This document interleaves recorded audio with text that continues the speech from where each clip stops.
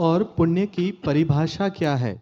समाज में इसकी इतनी चर्चा है, यह मत करना, पाप लग जाएगा, ये करोगे तो पुण्य मिलेगा। कृपया इस पाप और पुण्य के कंसेप्ट को डिकोड करके बताइए।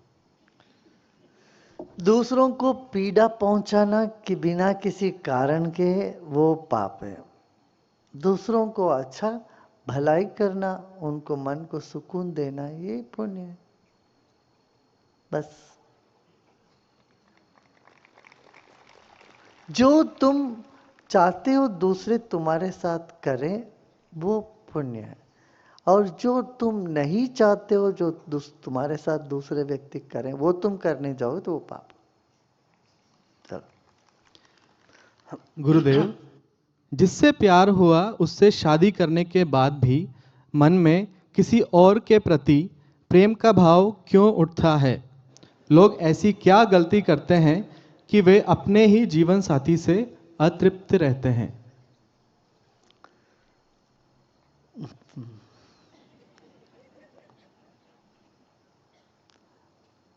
भाई सिर्फ अपने आप को तृप्त करने के लिए हम तृप्त करने की दौड़ में चलते हैं, वो कभी नहीं होने वाला। आज कोई और से हो गया और एक साल बाद किसी और से हो जाएगा। जिंदगी भर ऐसे आकर्षण तो बहुत होते रहते हैं। इस आकर्षण के तुम शिकार हो जाओगे तो जीवन में अस्थिरता आ जाएगी। इसलिए तुम अपने में स्थिर हो जाओ, पहले केंद्रित हो जाओ, और समय समय पर लोगों से प्यार मिलेगा, प्रेम दो। प्रेम और काम वासना में बहुत बड़ा फर्क है। काम वासना तुम्हें कुछ चाहिए, प्रेम में तुम सबको देना चाहते हो। तो ये फर्क नहीं पर समझ में आता है, यहीं पर भ्रम हो जाता है। प्रेम समझते हो मगर है उसमें तुम्हारी वासना। और एक व्यक्ति के साथ रहोगे तो कुछ समय के बाद मन तो उब ही जाता है, उसके बाद लगता कोई और मिले। ऐसे ही तुम्हारे पार्टनर जो भी है उनका मन भी ऐसे जाए तो तुम पसंद करोगे क्या? नहीं। तुम चाहते हो तुम अपने मन की सारी इच्छाएं पूरी करो। ऐसे कल्पना करो तुम किसी से शादी कर ले, वो तुम्हारे जिससे तुमने शादी करी उनका मन ऐसे चलता है, चंचल होता है, कल किसी के पास जाता है, परसों किसी के पास जाता है, तब तुम तो आग बबूले हो जाओगे, वहां जल के राख हो जाओगे ना, बाकी लोगों को जला दोगे। जो तुम औरों से नहीं अपेक्षा करते हो वो तुम्हें भी नहीं करना चाहिए। यही है मूल बात। मगर हम अपने लिए एक मापदंड, किसी और के लिए दूसरा मापदंड रखते हैं। हम चाहते हैं हमारे साथी संगाती जिससे हमारी शादी हुई वो सिर्फ हमारे साथ लगे रहे, बना रहे, आपके साथ आकर्षण उनका बना रहे। पर तुमको तो और लोग अच्छे लगने लगते हैं, उनसे प्यार होने लगता है। ये तो सही नहीं है ना, है ना? ये बालिश है, ये प्राउड नहीं है। प्राउडता आते आते ये सब थम जाएगा और तुम्हें समझ में आने लगेगा प्रेम बहुत बड़ा है और विशाल है। मोह प्रेम नहीं है, काम वासना प्रेम नहीं है, सबसे ऊपर का है। और जब तक जीवन में प्रेम उदय नहीं होता तृप्ति आती नहीं। अच्छा, और प्रेम मिलता है तब भी नहीं आएगी तृप्ति, वो एक तरह से तड़प को जन्माता है।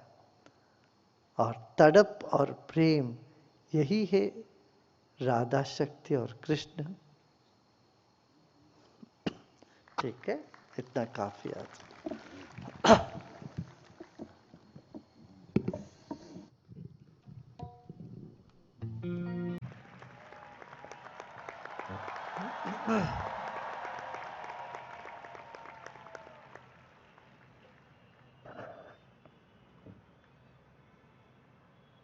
दिल्ली में दिल वालों के साथ आनंद है, आनंद ही आनंद है।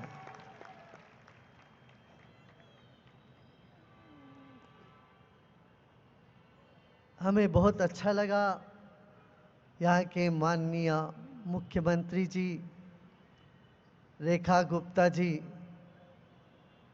इतने सरल और सहज रूप से आते ही शुरू कर दिया जमुना का सफाई का अभियान।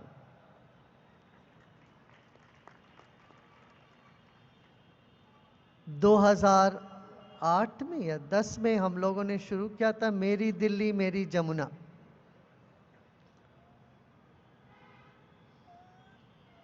फिर जमुना में अभी 9 साल पहले जमुना के किनारे विश्व सांस्कृतिक कार्यक्रम हुआ।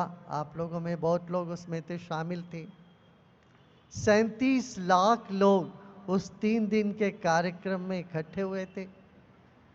हमारे मान आदरणीय प्रधानमंत्री जी उसका उद्घाटन किए।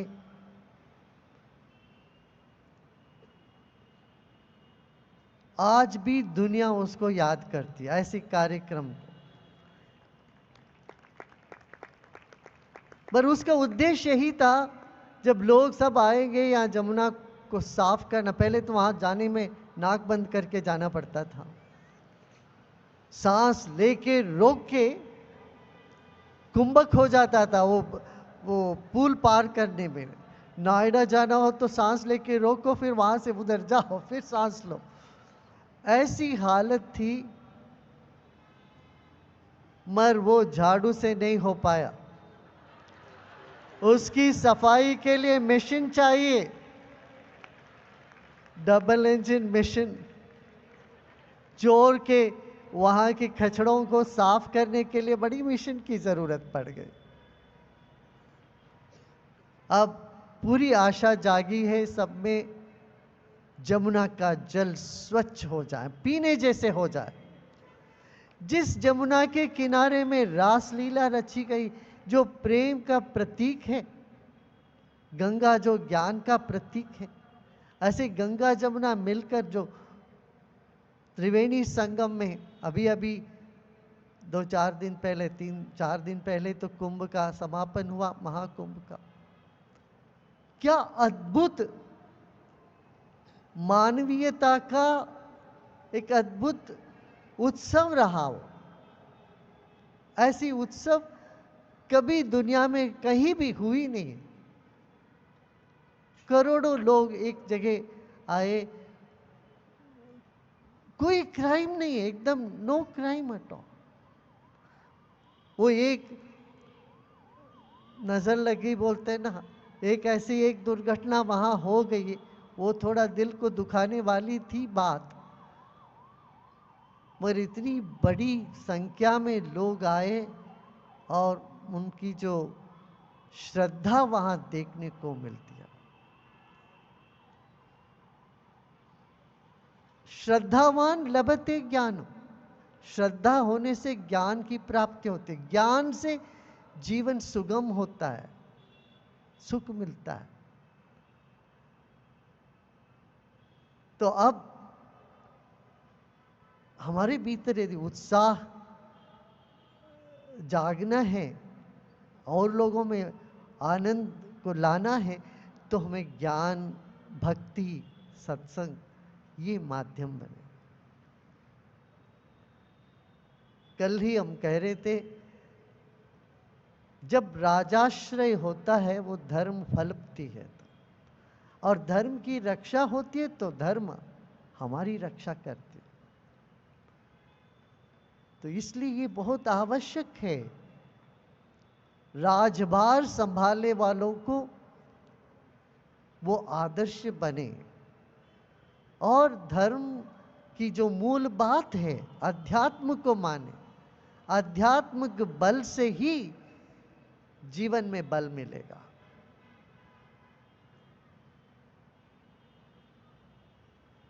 आज आपके सामने जितनी सारी विकृतियां दिखती है समाज में, इन सब का उत्तर सिर्फ अपना अध्यात्म है। क्या है कि नहीं बताओ? हाँ, अध्यात्म पथ में कोई चलता है तो विकृतियां जीवन से हट जाते हैं, जीवन से हटता समाज में से दूर होने लगती है। अरे समाज में सुख शांति के लिए गान, ज्ञान और ध्यान, ये तीनों चीजों को हमें अपनाना है। आज आपके साथ एक और चौंकाने वाली बहुत स्वारस्यकर बात मैं आपको शेयर करना चाहता हूं। आपने सुना ही होगा 1000 साल पहले भारत जो सोने की चिड़िया रही, या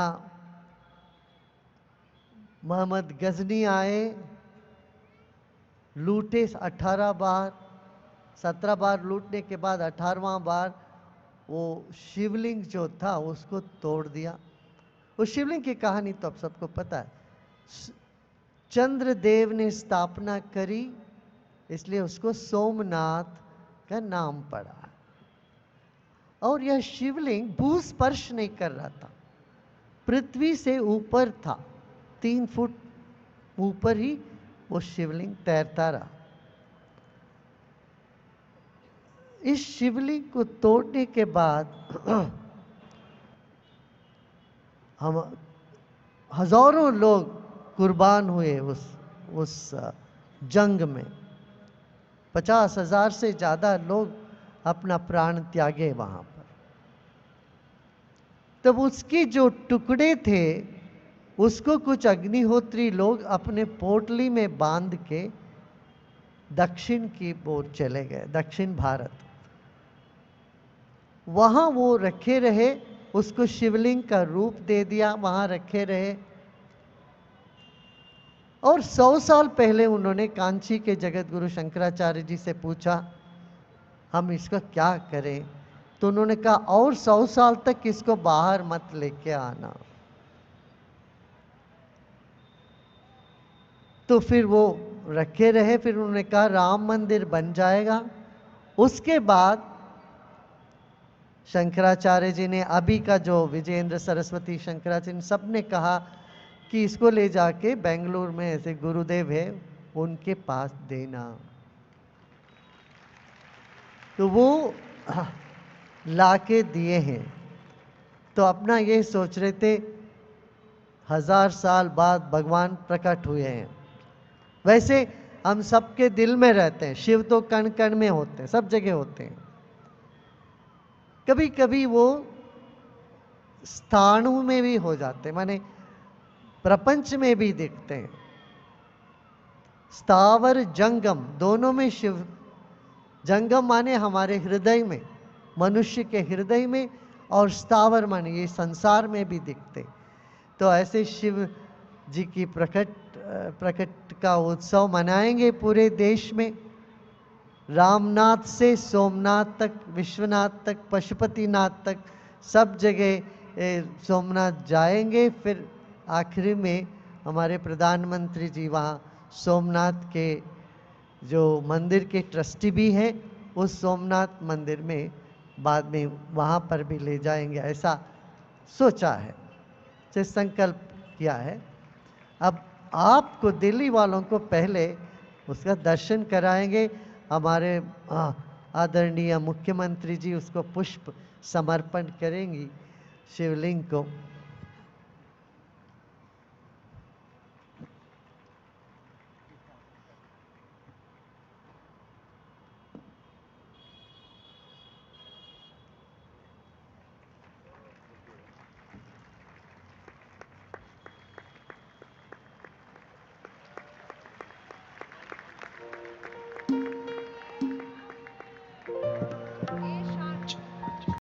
ऐसी कथा है कि जब सोमनाथ का ज्योतिर्लिंग खंडित हुआ, तब कुछ पुरोहितों ने मंदिर में होने वाले अग्निहोत्र यज्ञ की राख भस्म को महाकालेश्वर मंदिर में संरक्षित किया, और वे इस राख की इस उद्देश्य से पूजा करते रहे कि भविष्य में जब सोमनाथ मंदिर पुनः स्थापित होगा तब इसे पुनः वहां ले जाया जा सके।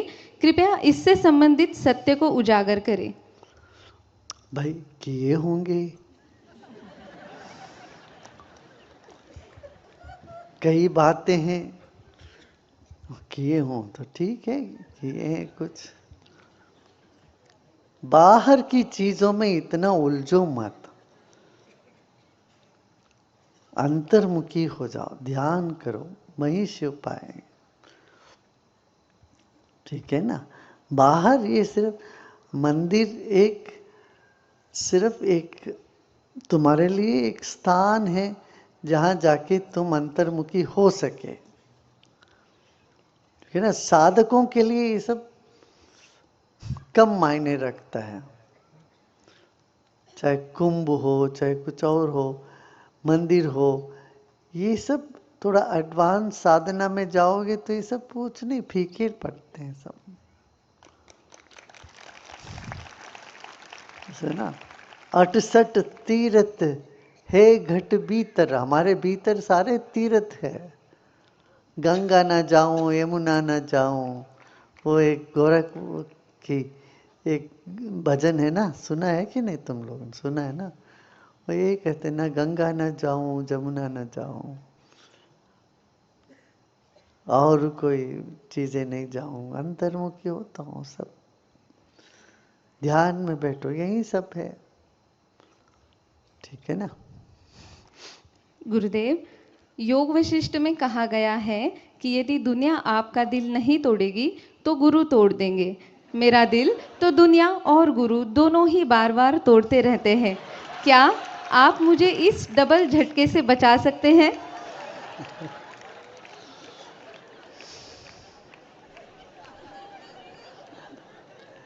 अरे भाई, तुम कांच थोड़ी ना हो, तुम तो हीरा हो। हीरा हो तो जितना काटोगे उतना चमकता है। हम थोड़ी ना कांच को तोड़ते रहते हैं, हम तो हीरे को चमकाते हैं। तुम क्या समझते हो हम कांच को तोड़ते? वो तो उद्दंडता करते, वो लोग करते हैं ऐसे। तुम्हारा दिल कांच का है या हीरे का है, ये बताओ पहले। हीरे का है, यदि सोने का हो तो वो तो जितना सोने पर हथौड़ी लगता उतना चमकता है सोना। इतना ही समझो, तुम हीरे हो। गुरुदेव, प्राणमय, विज्ञानमय और मनोमय कोश क्या है और वे हमारे ध्यान और साधना के अनुभव को कैसे गहरा कर सकते हैं?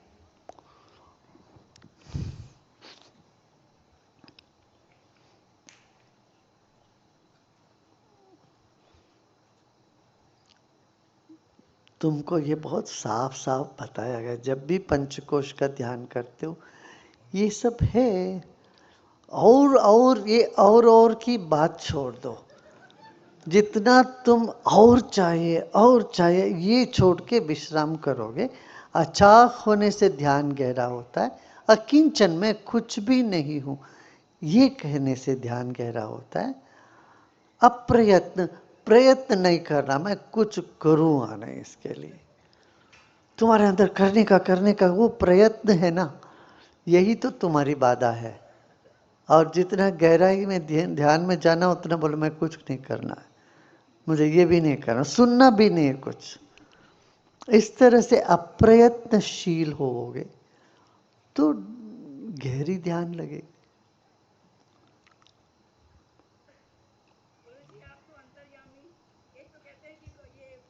एकदम माइक लेके बोलो, नहीं तो सुना ही नहीं देगा। एक वकील से नहीं, और पहले बोलो पहले से क्या है? मैं कह गुरुजी, एक तो वकील से और एक डॉक्टर से कोई बात नहीं छुपती है। आप तो अंतर्यामी हैं, बस मुझे इतनी ब्लेसिंग दे दीजिए ताकि मैं अपने आप बलबूते पे अपने सब कुछ किसी से मांगना ना पड़े। बस इतने 20 साल से अलग मतलब रह रही हूँ, बच्चे भी हैं, बट आप अंतर्यामी हैं। बस मुझे बस इतनी ब्लेसिंग चाहिए, खुद अपने देखो तुम्हें कौन सा ब्लेसिंग नहीं मिला बताओ? मिला है कि नहीं? मिला है, बट मिला है ना, खूब मिला है ना। मांग मांग के मिला है गुरुजी। च- गुरुजी मांग मांग के मिला है। तो कैसे भी मिला है ना, मांग भी। अब मांगना छोड़ दो, आखिर कब तक? अभी मांगना छोड़ के देखो तो। ओके। ओके अभी तक तो मांग मांग के मिल गया, जी ये तो पता है। अब मांगना छोड़ो को, मैं कुछ नहीं मांगूंगा, जो मुझे मिलना है मिलेगा करके बैठो, देखो देखते हैं क्या होता है। अरे वाह जय गुरुदेव जय गुरुदेव जय गुरुदेव।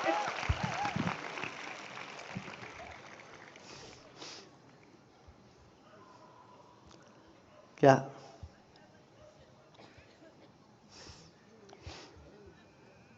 Jai Gurudev. Gurudev, if you've lost a lot in life, if you failed a lot in life, how do you win?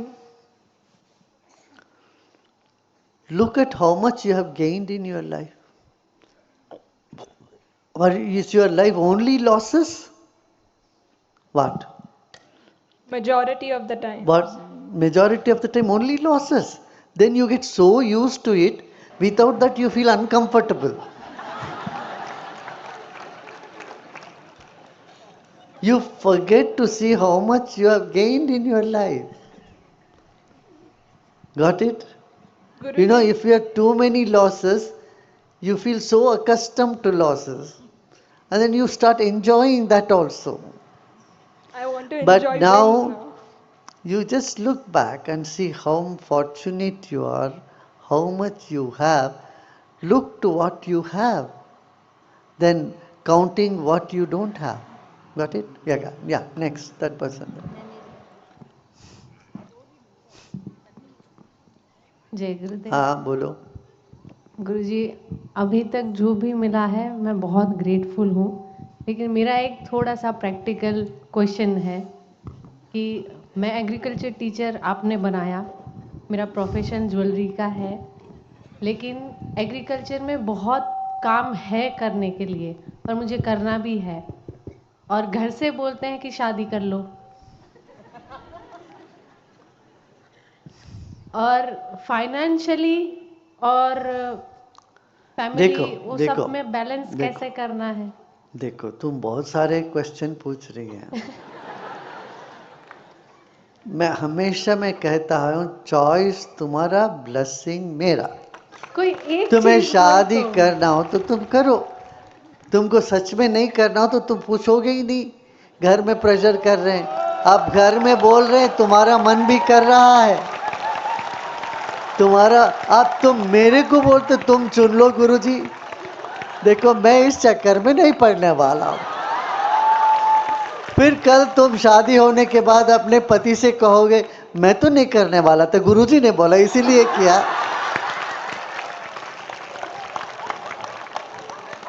मैं इस तरह की जो है ना, फंसूंगा नहीं, मैं फंसने वाला नहीं हूँ।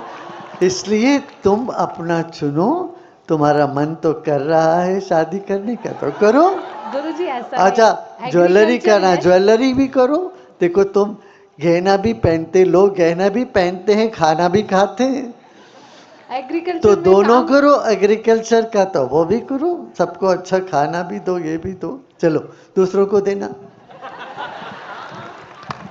ನಮಸ್ತೆ ಗುರುಜಿ. हाँ बोलो। ಕನ್ನಡ ನಾನು ಕನ್ನಡದಲ್ಲಿ ಹೇಳಪ್ಪ. ಸರಿ. ಹಾಂ ಗುರುಜಿ, ನಾನು ಈ ಒಂದು ಆಶ್ರಮಕ್ಕೆ ಬರ್ತಾ ಇದ್ದು ಸತ್ಸಂಗ ಅಟೆಂಡ್ ಮಾಡ್ತಾ 3-4 ಸರಿ ಆಯಿತು. ನನಗೆ ಹಲವಾರು ಪ್ರಶ್ನೋತ್ತರಗಳ ಮೂಲಕ ನನಗೆ ಭಾಳಷ್ಟು ವಿಷಯಗಳು ತಿಳ್ಕೊಂಡಿದ್ದೆ. ಹಾಗೆ ಇನ್ನೂ ತಿಳ್ಕೊಳ್ತಾ ಇದ್ದೀನಿ ಗುರುಜಿ, ಮುಂದೆನೂ ಕೂಡ ತಿಳ್ಕೊಳ್ತೇನೆ. ಇಲ್ಲಿ ಆಶ್ರಮಕ್ಕೆ ನಾನು ಬಂದಾಗ ಇಲ್ಲಿ ಕಾರ್ಯಕ್ರಮದಲ್ಲಿ ನೋಡಿಬಿಟ್ಟು ಒಂದು ಕವಿತೆ ರಚನೆ ಮಾಡಬೇಕಂತ ಅನಿಸ್ತು. ಅರ್ಧ ತಾಸಿನಲ್ಲೇ ಒಂದು ಕವಿತೆ ರಚನೆ ಮಾಡಿ ಗುರುಜಿ ಹೇಳ್ತೀನಿ. ಹೇಳು ಮಾತು. ಎಷ್ಟು ದೊಡ್ಡದು? ಚಿಕ್ಕದಿದೆ ಗುರುಜಿ, ಬರೀ 8 ಸಾಲುಗಳಷ್ಟೇ. 8 ಸಾಲ? ಹೇಳ್ತೀನಿ ಗುರುಜಿ, 1 ನಿಮಿಷದ ಮುಗೀತು. ದಿವ್ಯಾತ್ಮರ ಶಾಂತಿಯನ್ನು ಹರಸಿ, ಬಂದಿಯರು ಜೀವಾತ್ಮರು ಬಯಸಿ, ಮನದ ದುಗುಡ ದೂರ ಸರಿಸಿ, ಮನದಲ್ಲಿ ಶಾಂತಿಯ ಧರಿಸಿ, ಗುರುದೇವ ನಮ್ಮ ಮನ್ನಿಸು, ಮನದಲ್ಲಿ ಆನಂದ ಕರುಣಿಸು. ಅದೇನೋ ದಿವ್ಯ ನಾದವು, ಅದೇನೋ ಭವ್ಯ ಭಾವವು, ಕತ್ತಲು ಬೆಳಕು ಸಂಗಮಿಸಿ ಆತ್ಮ ಪರಮಾತ್ಮನಲ್ಲಿ ರಮಿಸಿದ ನಿನಗಿದು ವಂದನೆ ಗುರುದೇವ, ನಿನಗಿದು ವಂದನೆ. ಧನ್ಯವಾದಗಳು ಗುರು. ಒಳ್ಳೆಯದಾಯ್ತು. ಓಕೆ, ನಾವು let us meditate. Dear Guruji, ಹಾಂ, your birthday 13th May, and on the same day after doing long kriya and attending Ayushya Homa, my father passed away. So Guruji, I'm very sad also and very happy also, and I miss him so much. तो इसका बताइए क्या करूं? ठीक है, कुछ आश्रम में भी बहुत उनको मिस कर रही हूँ मैं. ठीक है, ठीक है, वो तो रहेगा ना पिताजी का, वो भाव तो ऐसा रहेगा। ठीक है, चलो। हाँ ओके, जय गुरुदेव। हाँ। Rest of the questions lay tomorrow now. Huh? Now let's meditate. Yeah. Tomorrow or another day, not tomorrow.